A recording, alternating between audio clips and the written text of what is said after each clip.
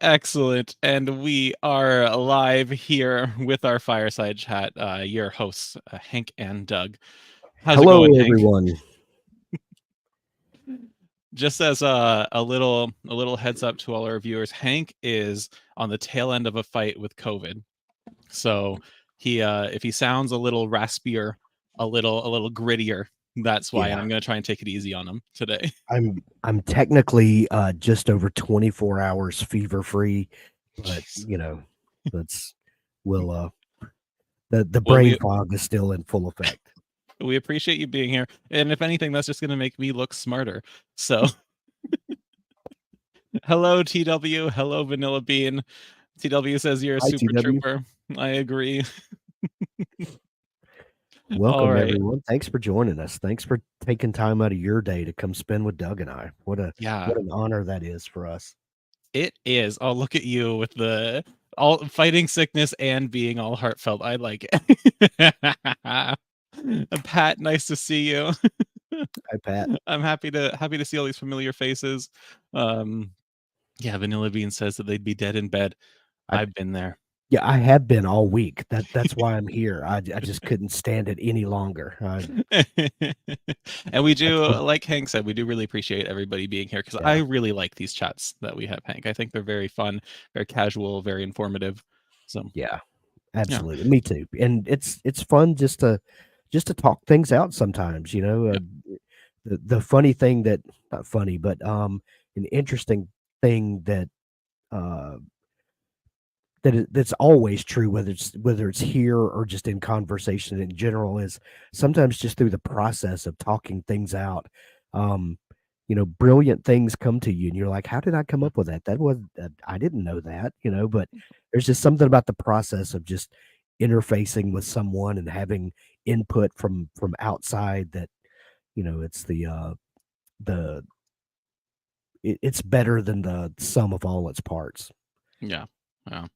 All right. So Yeah, this chat, we'll dive into it. We Hank and I can talk about our feelings later and how much we appreciate these chats behind the scenes. But this specifically today, our fireside chat, we're going to look at what we're calling the 3 different stages of your author journey, and that's going to run the gamut from like the very first idea you have for a book to, if it's your goal, full-time writer or a significant chunk of your income coming from your books. And I think this is a really cool chat. I think this is something that I really would have benefited from back when I started because there's just so much to writing and so much to authorship that like it's overwhelming, right? It's just so much to process. So we're gonna break this up into 3 distinct parts. The first one is going to be hobbyist author. Then we're gonna go to amateur author, which is where I would actually consider myself. And then to career author, which is where I want to be. So we're gonna start out with hobbyist author, and I'm going to be doing the majority of the talking probably this time around just to save Hank's voice. But Hank, please chime in whenever you want because I love your input and everyone here wants to hear from you as well. But I don't want you weeping after this from your throat being so so so let us start with hobbyist author. And when we say hobbyist author, we're really talking about somebody who is primarily writing for fun. You're not necessarily interested in publishing or you're not concerned about publishing, but you're more about exploring your creative ideas, kind of starting to learn about storytelling if you haven't done that already before. And you might have this burning idea for some characters or this really cool plot in your head and you're just figuring out how to get it down, or you're just writing a chapter at a time on your blog or on Wattpad, or just in the spare time that you have. Do you think that's a right.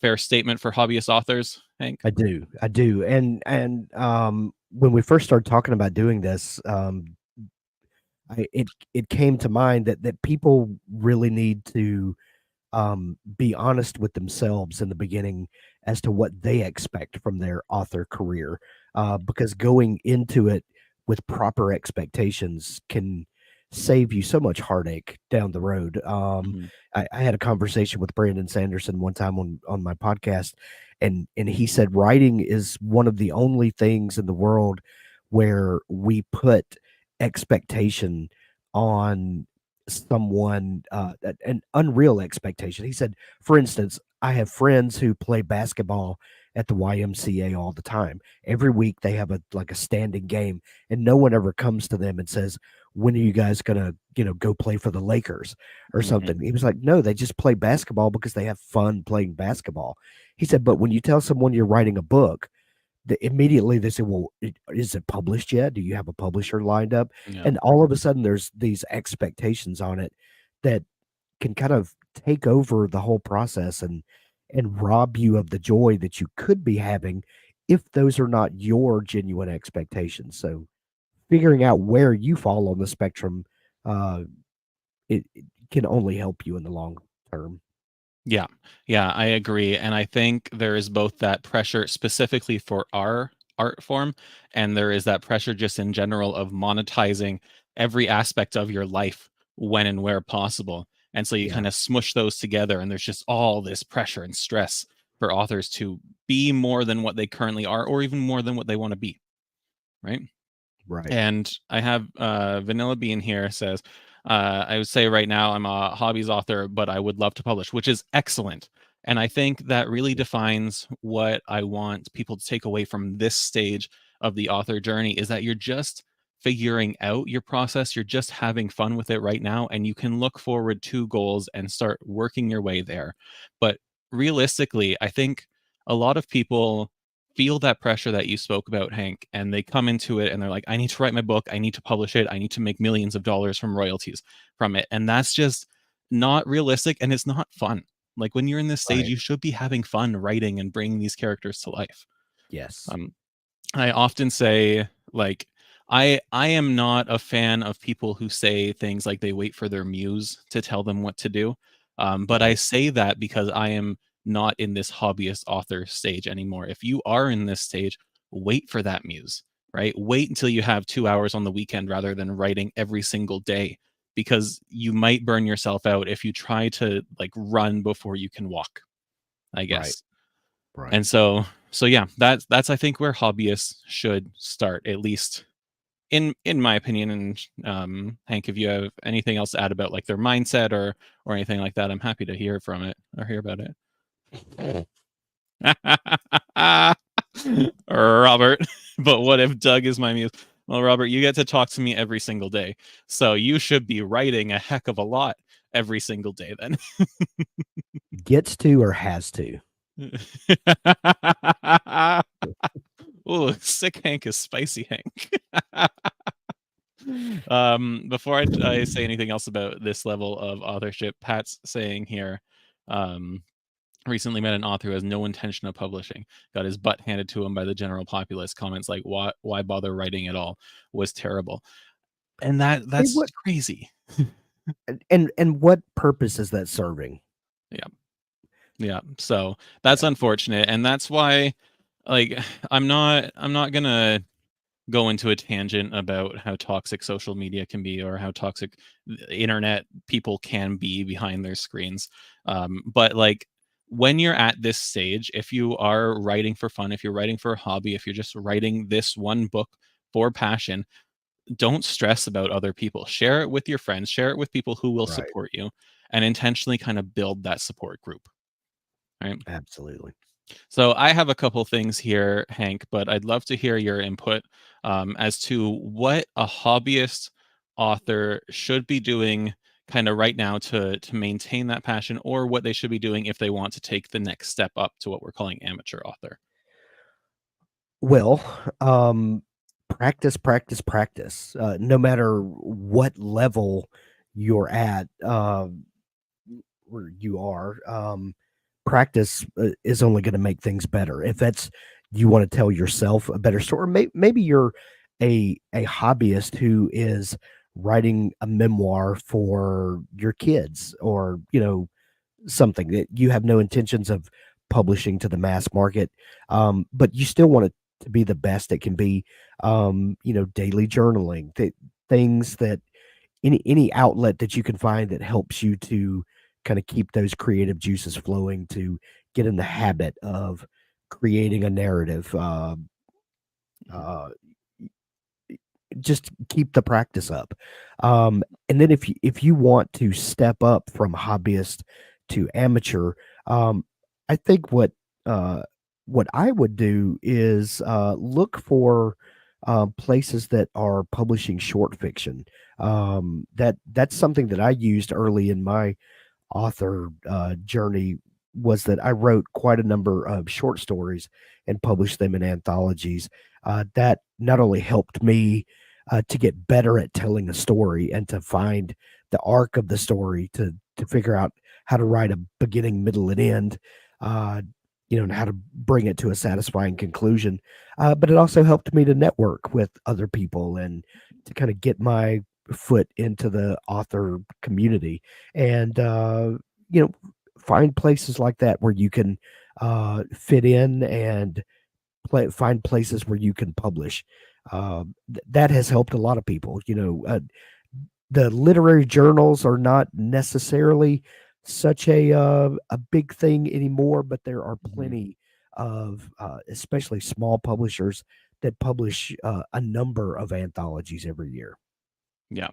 Yeah. We have a question from Pat there for you, Hank. Do you create your own book of short stories? I did. I have a couple of books of short stories published, where when the way that it happens most of the time when you publish a story in an anthology is they have the rights to it usually for like 2 years, and then after that the rights revert back to you.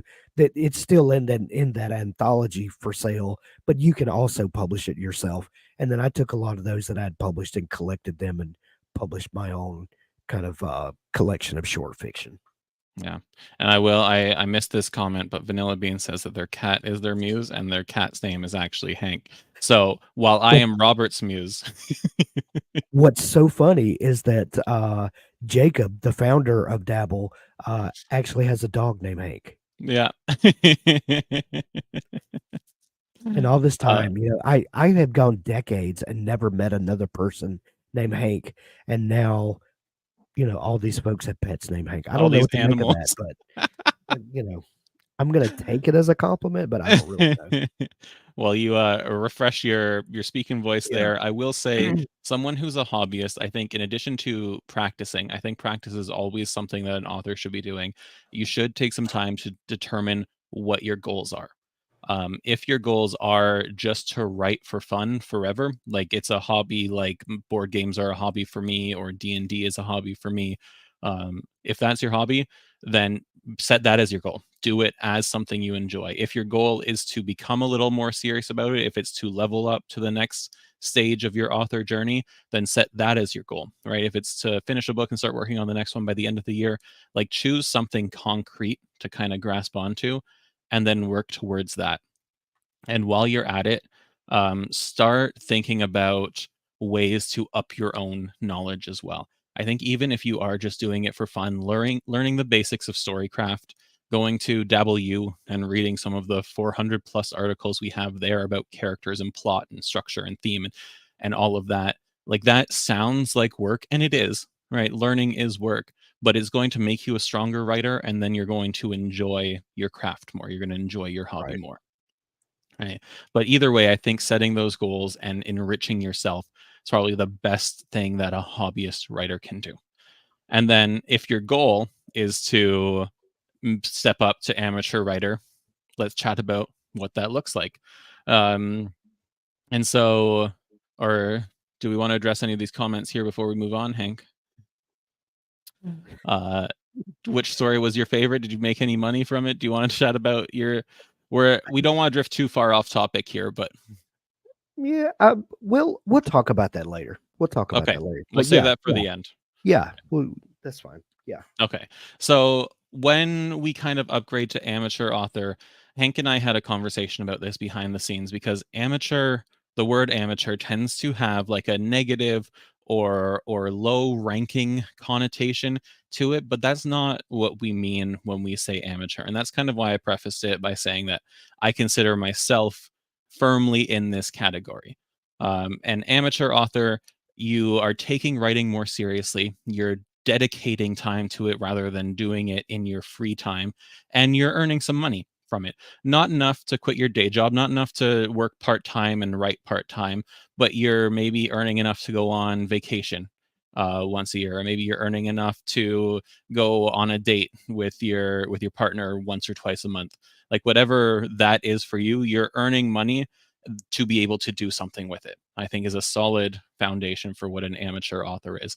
Odds are you have one manuscript or one book done and published or queried or with a publisher waiting to get onto shelves. You might have more than that. I think there's a spectrum of how many books you can have in the amateur author category, and it's not just the volume of your publications. I want to take a real quick second here because TW asked a very, very important question. Nope, but Robert chimed in just before. TW, can you call yourself an author if you're not published? As, in my humble opinion, not so humble, if you have started to write anything, any kind of story, you can call yourself an author, my friend. That is there. Don't let anyone tell you that you are not an author because you're not published. That's absolutely ridiculous. Anything to add, Hank? N-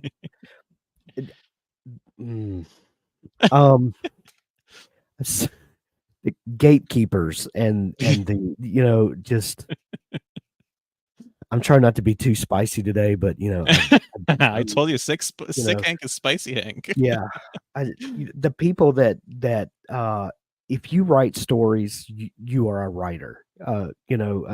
Writer, author, whatever you want to call it. Let's stop telling people what they are and what they are not. Anyway, Yeah. Yeah. yeah, I would say if you're, on Twitter and doing 240 character stories, you're an author. If you're on yeah, Wattpad and writing fan fiction, you're an author. If you have 20 books under your belt, you're an author. Like it is a broad category. If you make stories, I think you're an author. yeah, And if anyone tells you otherwise, then send them my way. yeah. Or send them Hank's way. He can be scarier than me, I think. Robert pointed out that our amateur author Sanderson calls journeyman authors. That's another great term for it too. Um, so for the amateur or journeyman author, I still want to make sure that you're passionate about writing, but you're also starting to think about the business side of it. You're building a readership, you're building a fan base, you're thinking about the next book and maybe how you market books, or you're starting to learn about marketing. Hopefully you're growing an email list. That's like the number one thing you can be doing. Um, but it's you're taking it more seriously, I guess, is the hallmark here. Right. Anything you want to add about what an amateur looks like? Y- You know, um, the Olympics started the end of last week, and from the comfort of our couch, if we turn on the Olympics on TV, these look like elite professional athletes, but they're all technically amateurs, Hmm. except for maybe the basketball team. That's I've never quite understood that. Anyway, these are world class athletes who are not necessarily making a living from their sport outside of the Olympics. I think a lot of them probably are, but that comes with product endorsements and things like that.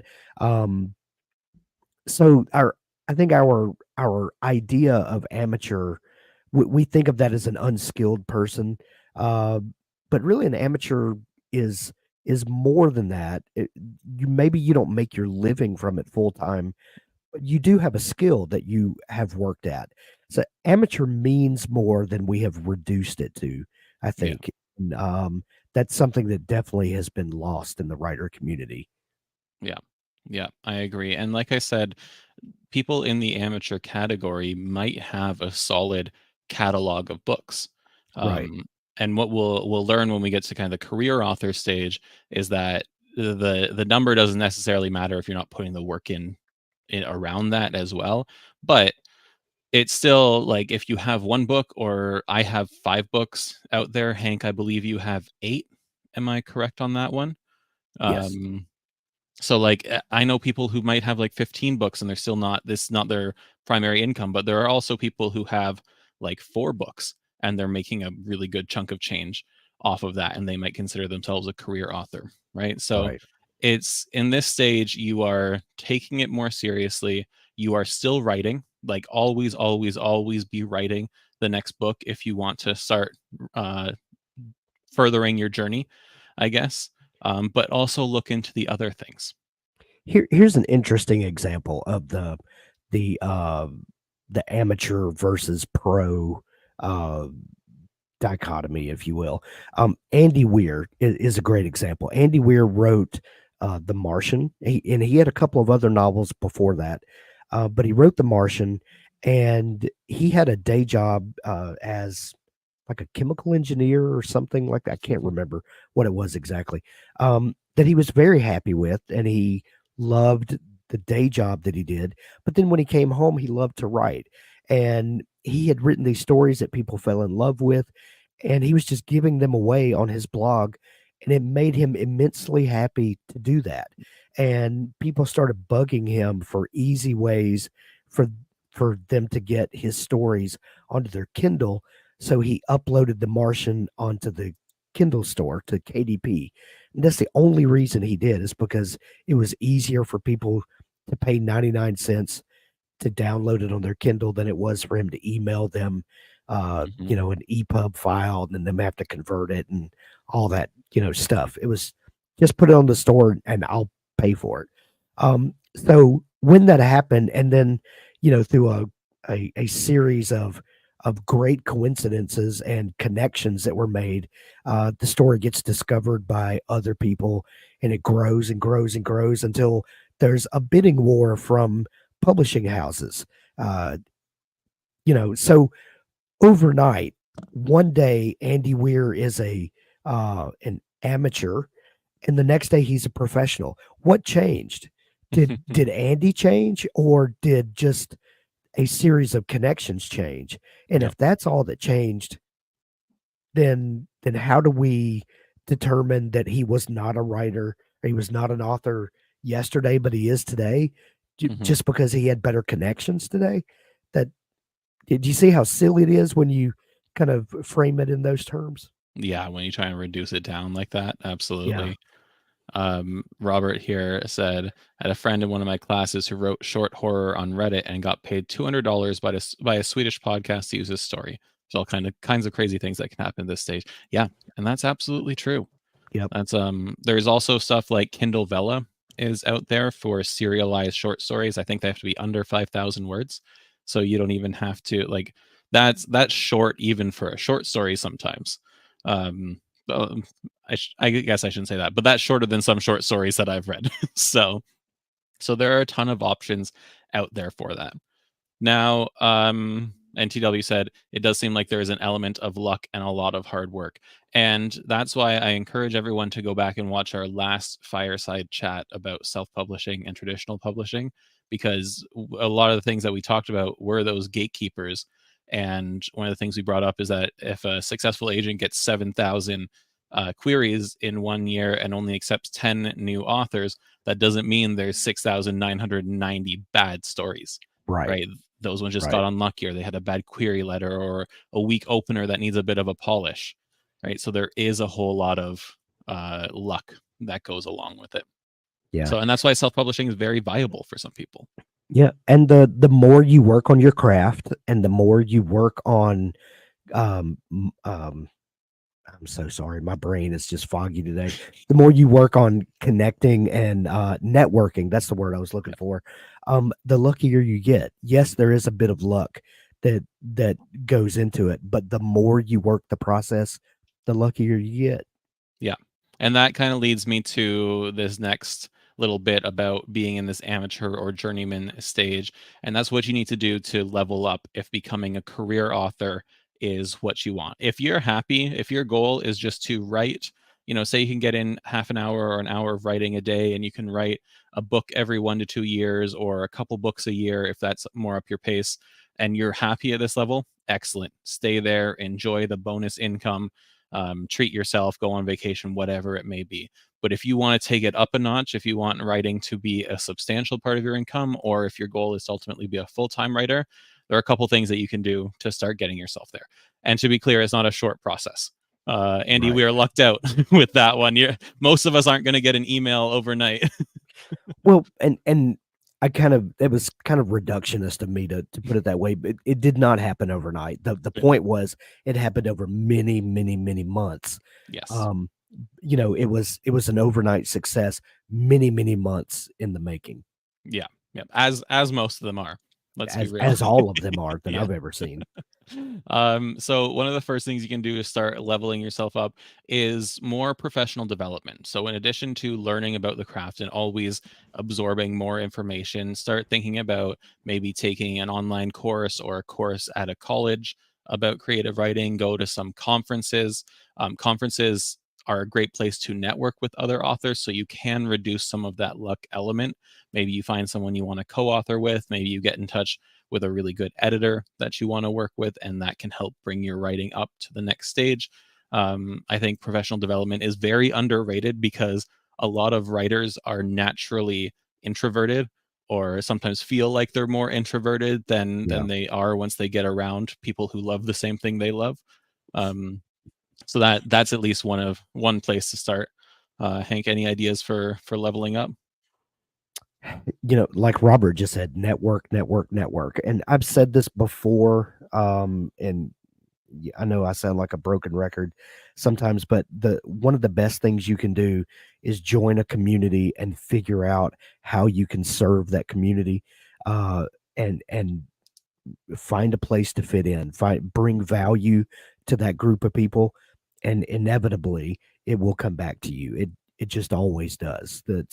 Find a way to be helpful to others, and in time those connections will come back and open up doors for you that you never could have imagined. Yeah. I see TW in the chat saying there's a couple of festivals in the UK, but I always keep missing them. Well, TW, consider this a sign. And if you're watching this after the fact on YouTube, to whoever's watching this, consider a sign. Go spend 10 minutes once you're done here. Look up those festivals and either get your ticket or set a reminder in your calendar to get a Right. ticket if it's for next year. Like there's it, I think a couple easy steps generally seem a lot harder than they are, but that's something that you can do to stop missing them. Right. Yeah. Um, Something else I have here for people who want to level up from amateur to career is work on your marketing and your reader platform building. Like the more readers you can get under your belt, you want to get a website up and running. You want to engage with your readers. You really want to build that email list up. And the more you can connect with your readers, the more your readers are going to spread the good word of your books. The more people will flock to you. The more sales you'll get, and the closer you'll get to that career authorship milestone. So learn about marketing if it's in your budget, learn about advertising, do newsletter swaps, do guest posts on other people's blogs if they'll have you. Just really kind of invest more into that marketing aspect of publishing. Yeah. uh, Robert here saying I have a friend who's the most introverted person I know until we go to a writing conference. Then he talks to everyone because writers are such cool people. There's one thing I've learned from doing all these live events is that we have some really cool writers that use Dabble, and it's awesome. I Yeah. love seeing everyone that swings on by. Um, and I have one more thing here for leveling up from amateur to career author. But Hank, do you have anything you want to add No, go ahead. before I go into Go ahead. that? I'll Okay. chime in when This my voice this is allows. the I've already said it once today, but this is our cardinal rule, and it's always be writing. Especially if you want to get to that career author status, you need to be writing consistently. You need to kind of embrace this mindset that there isn't the muse or a lack of muse stopping you from writing. You kind of need to develop a writing habit, and you need to treat it like the job you want it to be. Right? When they say like dress for the job that you want, write for the job that you want. If full-time writing is something that you want, because the more books you have, the more money you'll make, the more readers you'll get, and those books will only get written if you sit your butt down and write them. And write them. Right. And um talk about writing, go to places where people talk about writing, get involved in those conversations, and then go home and actually do the writing. Yeah. It's very easy to get hyped up about it and never write the story. Yeah. There's plenty. I mean, we generate so much content about writing. You could just consume all of our content, and and just be full to the gills with all of this writing knowledge, but you have to sit down and put your hands on the keyboard and then do the things that we talk about. And I'm talking to myself as much as anyone, because Lord knows you can get so involved in doing good and you know talking about being creative that you just don't take the time to be creative yourself. Yeah.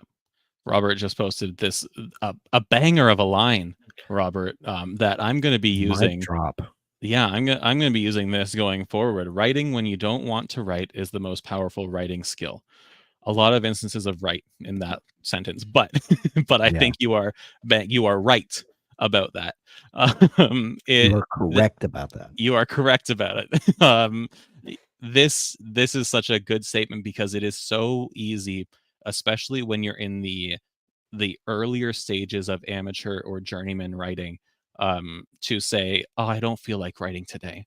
Right? You don't necessarily have a deadline. Might not have an agent waiting for you, or you haven't announced when your next book is coming up. So there's nothing stopping you from not writing today. And then tomorrow you don't write either. And then on the weekend you're busy. And then next week you're making a couple other excuses, or you're busy again. And then suddenly it's been 2 weeks since you last wrote. Right? And depending on your pace, 2 weeks might be 5, 10, 20,000 words. That's a quarter of some novels. Yeah, Um, so yeah, you really need to master the skill of writing when you don't want to write, and it's yeah. harder than it sounds. Well, it's kind of like uh people that talk about needing motivation to go to the gym or something like that. And, um, you know, they'll say something like, well, just tell yourself, I'm going to go and just walk on the treadmill for 5 minutes and, commit to that. And then once you get there and you start, and your muscles start getting warmed up and loose, well, I'm already here. I might as well just spend an hour and get a workout in. It's the same kind of thing, commit to sit down, open up your writing software, get your idea, get all your notes out, and then by the time all that happens, you might as well write, but make time to dedicate yourself to showing up. And showing up is 90% of just being consistent. Yeah. And I would say play around with different goals. If you're struggling with motivation, play around with different goals to kind of get you there. So sometimes I say I want to write X number of words in one session, and that's my goal. And if I can do that every day, I'm happy. Sometimes that doesn't work for me. Sometimes the words just aren't flowing. So I say I'm going to write for half an hour, or I'm going to write for 15 minutes, or I'm going to write for an hour. Like play around with what your goals are for your writing sessions until you find one that works for you, and then the momentum starts to build from there. Um, I do, before we move on to career authorship, there is one more thing that I want to touch on for amateur authors, and that's some like unique obstacles that this stage of writing faces. And it's in addition to motivation, because motivation, I think, is something that all authors will struggle with in kind of an ebb and flow situation throughout their journey. But one of the biggest obstacles at this stage, at least that I find, is balancing your time, because in this stage you're still writing in your free time. Even if you're booking it out and doing it regularly, you're still writing in your free time. You have a full-time job, maybe you have a family, you have friends, you have other commitments, volunteer work, things that you just do for fun, all of these vying for your time. And then on top of that, you hear Doug saying you got to think about marketing, you got to think about your email list and websites, and you got to build this writing habit. Like, where I've said this before, time's our only finite resource. We can't make more of it. So balancing it is very difficult. Yeah. Um, and to that, book time out when you can. In our last fireside chat, someone asked, how much time do you dedicate to indie publishing if you go that route? And our answer said, and I think both of us said, if you have an hour for writing, try not to take away from that hour for the other stuff, Right. right? So if you can balance your time for all this marketing stuff, for all this learning, for all this other stuff on top of writing, try not to take it from writing. But if you have to, then you can take that 15 minutes every other day or something, or every third day. But really, when it comes to balancing time, try to maintain that like sacred writing time if you Yeah. can. Because at the end of the day, no matter which of the other hats you have to wear or choose to wear, depending on how you choose to publish. None of those matter if you're not wearing your writer hat. Yes. That comes first. It has to, or else none of the others matter. Yeah. Yeah, exactly.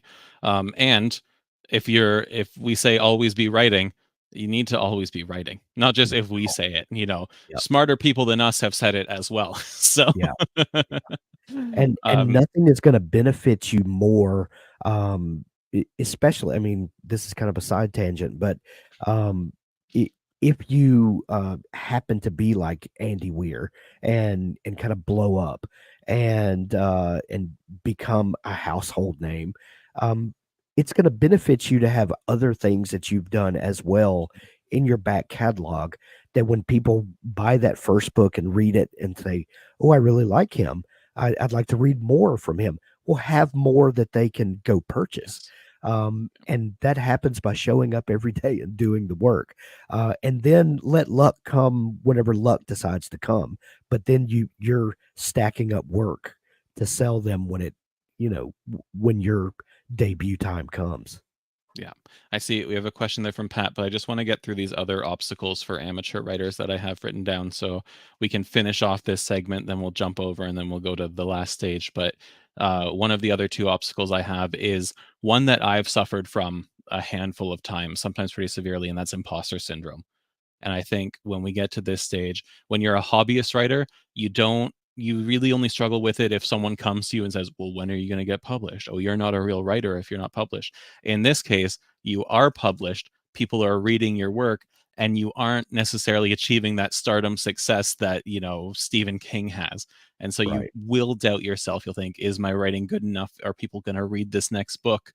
What if, I might have 500 reviews on my book, but what if that's, if I reach another 1,000 people, they all hate it?"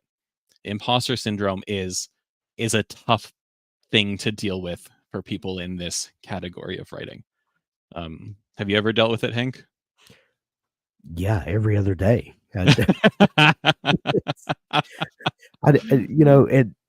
I kind of worry about myself if I sit down and I feel as confident as I, you know, put out there. I was like, oh, I don't, where's that coming from? I think a little bit of imposter syndrome is almost necessary. I think you need it.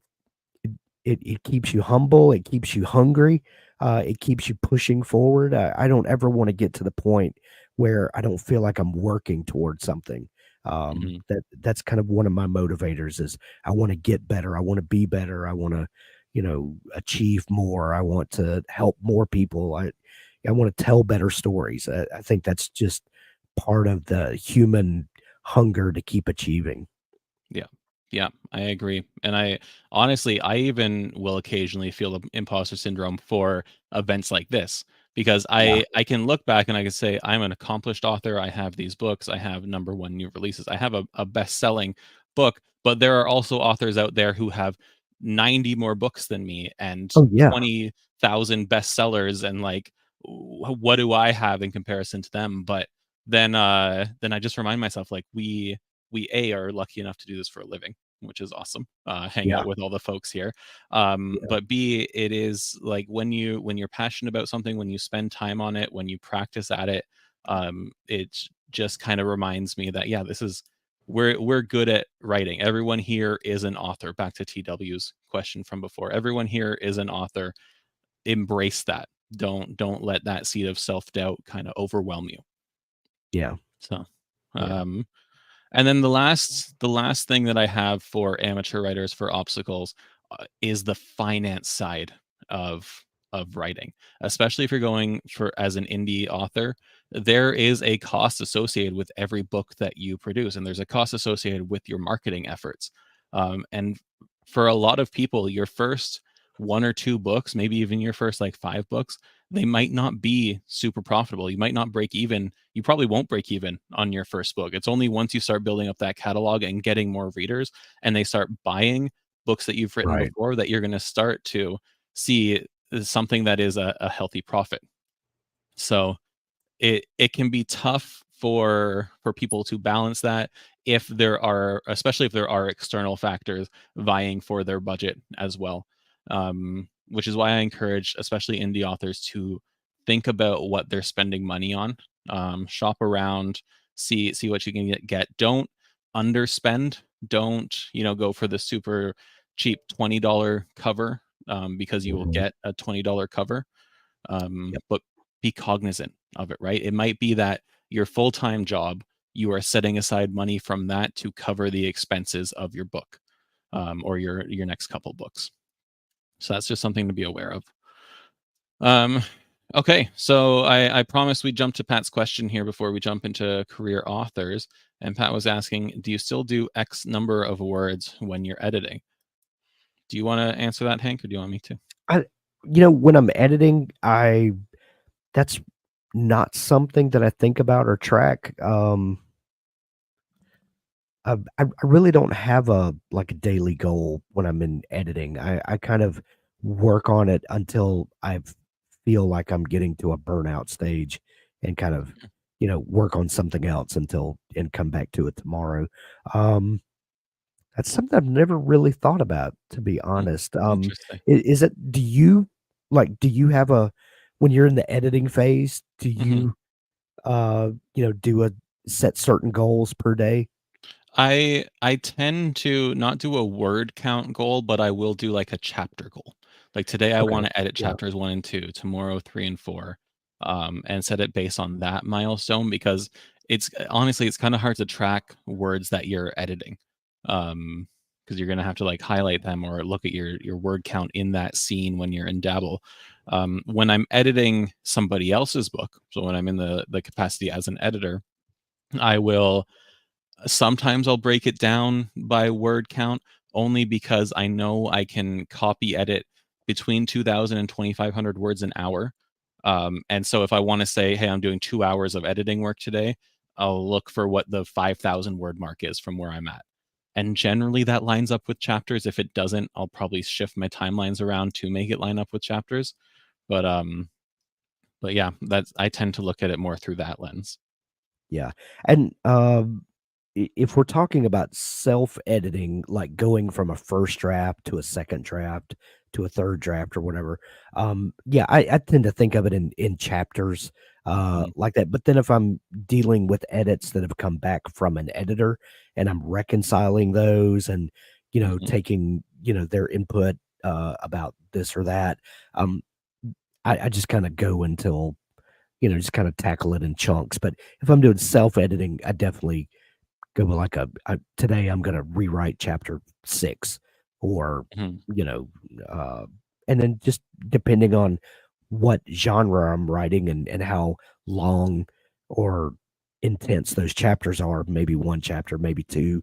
If I'm writing a thriller with very short chapters, it may be 2 or 3 because we may be dealing with a 750 word chapter as opposed to a science fiction book with 2,500 or 3,000 word chapters. So it mhm. all just kind of depends on kind of the arc of that chapter and whether that's going to be one piece or we can get in more than that. Yeah. So there's And kind of not a one size fits all. People ask questions. I think people get hung up on word counts sometimes because they want to form good habits. And I understand where it comes from because we want to form good habits. We want to make sure we're showing up and doing the work, and all of that is wonderful. I'm not disparaging that at all. Um, but sometimes we get so focused on that we're not remembering that that a chapter should be an arc. It should have a beginning, middle, and an end, and it should serve a purpose. And we need to make sure that we're serving the purpose for that chapter and not just hitting a an arbitrary word count. What I would love to see is that we sit down and we craft the perfect chapter today, whatever that looks like. And has it served a purpose? Did we feel accomplished at the end of this writing session because we showed up and we made our mark on that? Remind me to clip that audio so I can listen to it the next time I'm worried my chapter's not long enough or something. That was beautiful, Hank. And you can hear my voice wind down at Yeah. the end. Okay. Let's move on to the third stage of an author journey, and that is when we get into career authorship. Now, I call it career authorship and not full-time author because for some people that's not the goal. For some people, it might be just a substantial piece of your income. It might let you do more than just the vacation a year. It might, let your partner quit their job and help you in your journey, or it might set up your kid for school in a handful of years. However you define that, it is now a substantial part of your monthly income, if not your full-time income. And that is both a combination of royalties and things outside of book royalties as well, because you might be getting speaking engagements, you might co-author with people, you might be on some panels at some conferences or something like that. Like there's other stuff when you reach this level of success that will start contributing to your overall income. It's important at this stage to still maintain that passion.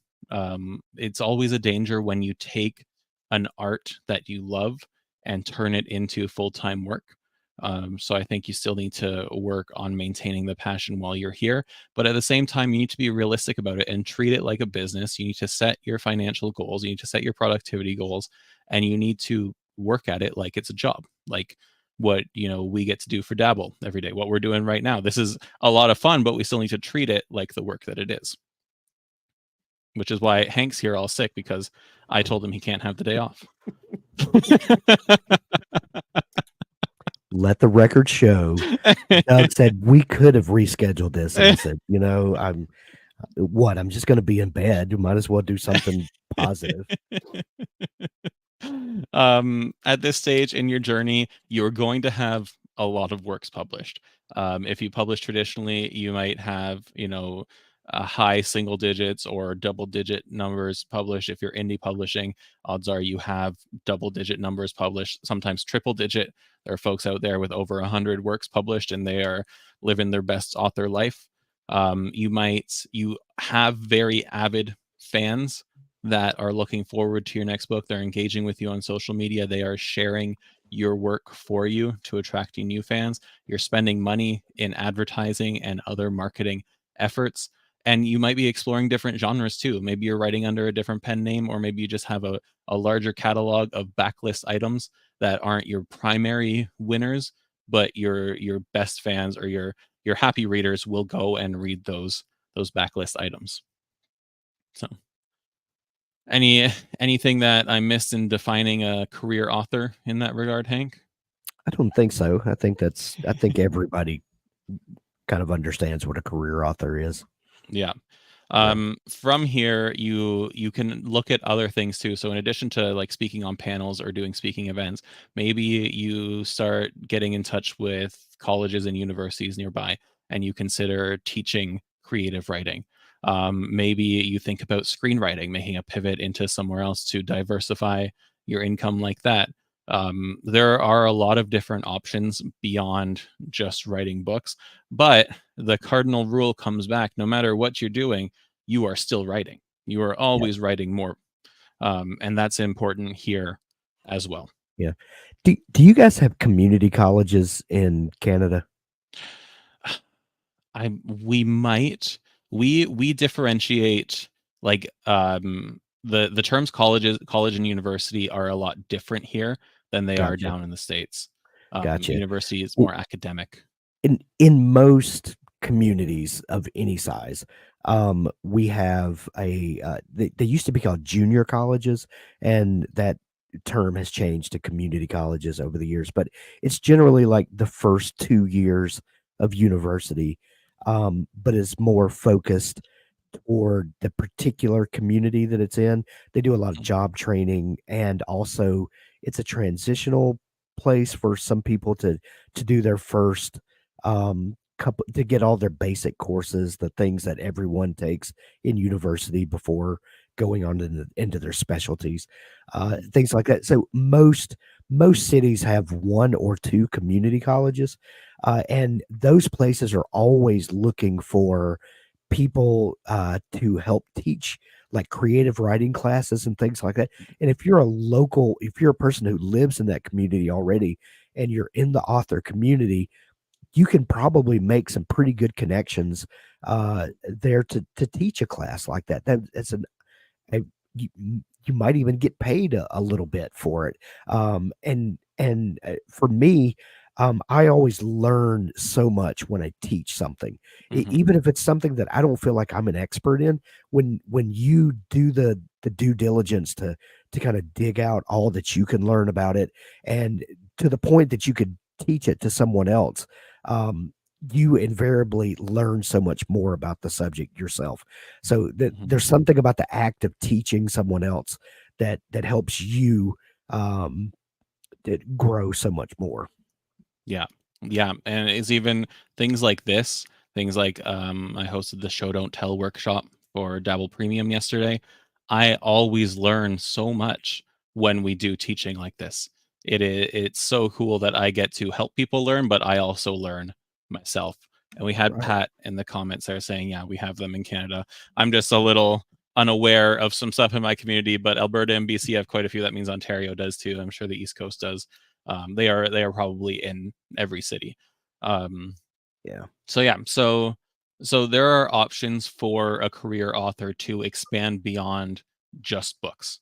Still be Yeah. writing, but look for other opportunities to expand your income, your career, your visibility, and the way that you give back to your community and the writing community as a whole. I think that's really important, especially when you get up there and you have, I don't want to say the privilege, but like the benefit, because you've worked hard for this, but the benefit of being able to write full time, I think there's almost like an obligation to give back to other authors too, because there's very few people who would get there by themselves. I think Right. there's a lot of community effort that gets an author to being as successful as they are. Yeah. Vanilla Bean's got to go. Thanks for stopping by.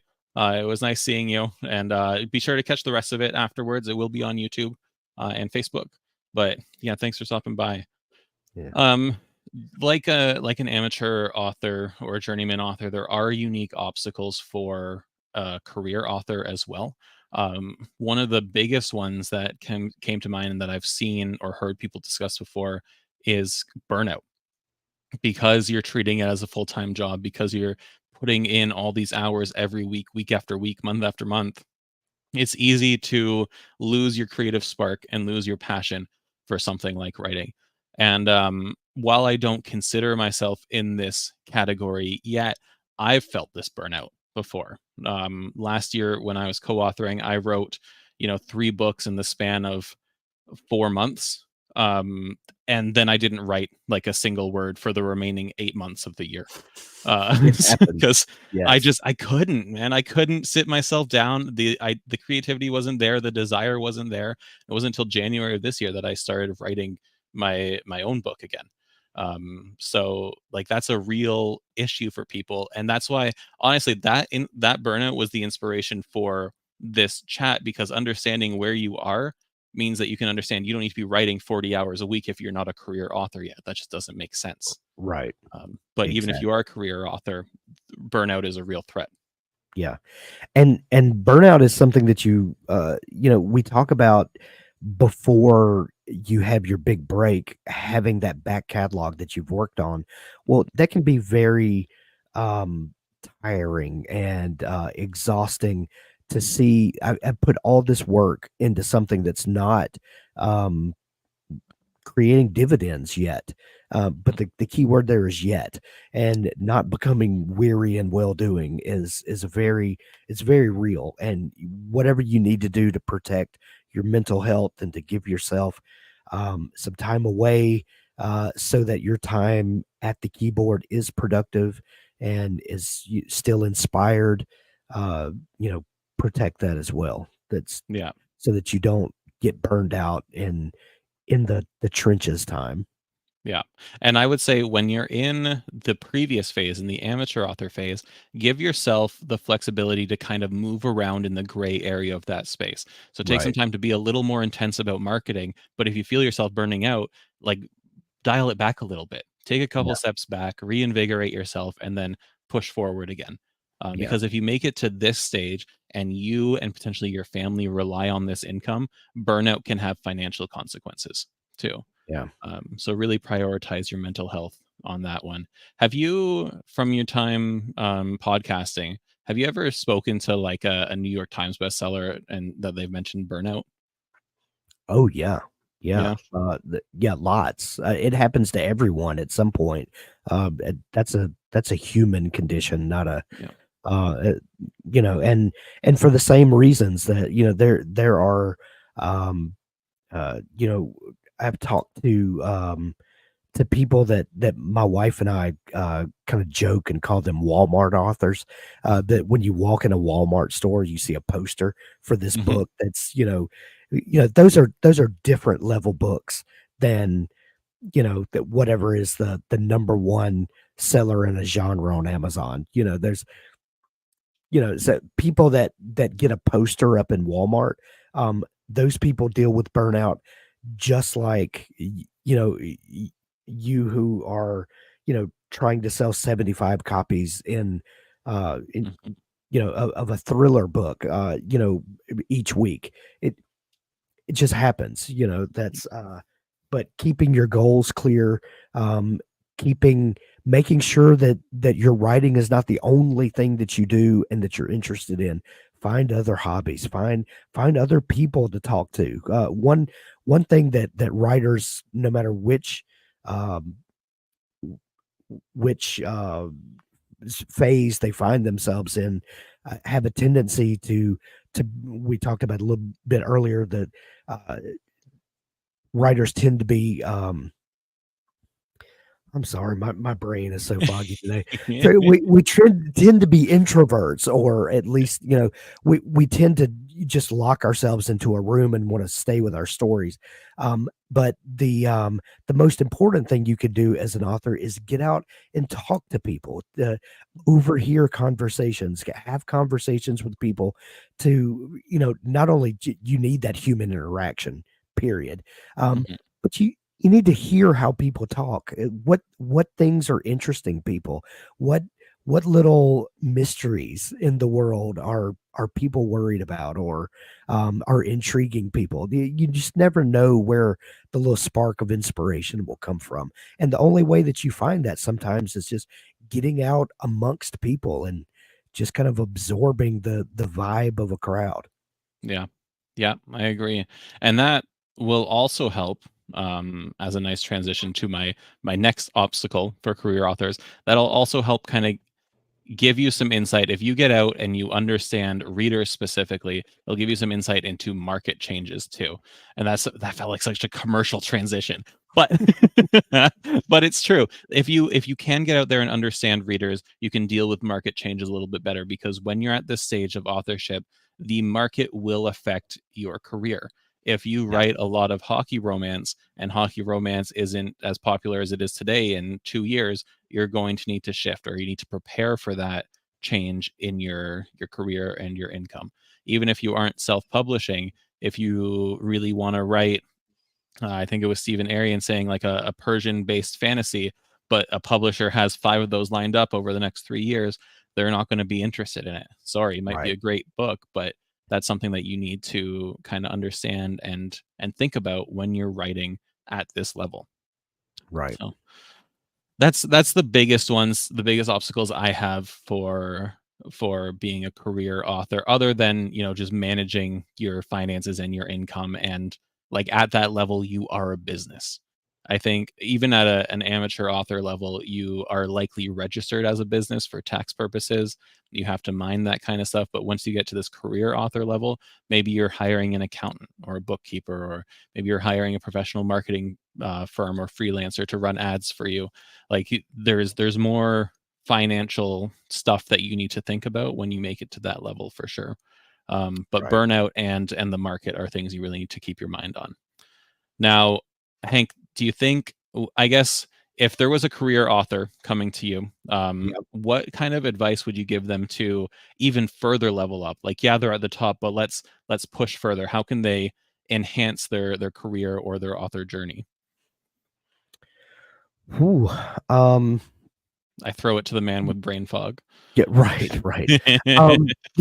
We actually have a great show that's gonna with Nick Cole, and he was supposed to be tomorrow, but I talked to him this morning, and we're actually gonna push it until next Thursday for reasons that are evident today. But Nick was a moderately successful author um, who found his tribe and started writing books specifically that energized his tribe, and his career went into the stratosphere. Um, and I think Nick would tell us, and I think he will, that finding people that resonate with the kind of stories that you want to tell, and then you figuring out how to um, give them more of what they want, it just took the took the limits off of his author career. So that's a show to look forward to next week. And I think we're going to get into some very specific tips there. So, but I would say find your tribe, write what they're asking for. And that's not to say that you have to be a complete sellout and don't do what you want to do. Mhm. There's a lot of nuance there. But when people like what you do, find out what they like about it and give them more of it. Mhm. Yeah. I think at that stage, you're coming to terms with the fact that writing is still fun, and writing what your audience wants can still be fulfilling and can still hit that passion part of writing, while you're still leveraging the market and making the most money that you can, for your career. So that's Yeah, cool.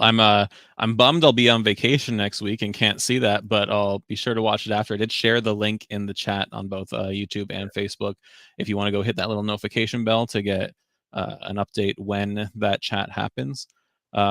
But yeah, I think this has been a pretty comprehensive conversation about I these think it three has too. levels. And thanks everyone for putting up with the rantings of a fevered of a fevered You're writer. welcome. It was very tough. I will leave this off with I encourage people either with us now or listening after the fact to really take a look at where you are in your author journey. Understand that you don't need to push yourself too hard too quickly, but also set goals that you want to achieve. And if you want to go from hobbyist to amateur, or amateur to career, or career to like career plus, figure out what it's going to take to get there, set those goals, and work towards it. Like that's I think that's the best thing that you can do. All well having a good time. So Yep. awesome. Oh, we have a quick question here before we go. And Pat said, "Thanks, gents. You're very welcome, Pat. Thanks for stopping by." But Mary here says, "Do you have any recommendations for places to share work for feedback?" That I'm going to pull that into our next office hours question, but I think the simplest answer is find either local writing groups, where you can get feedback, or online ones like the Storycraft Cafe, is a place where you can find a critique partner or a writing group. But the biggest thing is when you join one of these groups or when you find a critique partner, it is a two-way relationship. So don't go into it thinking, where can I get something out of it? It's more like where can I contribute and Right. make those connections to get the feedback that I need.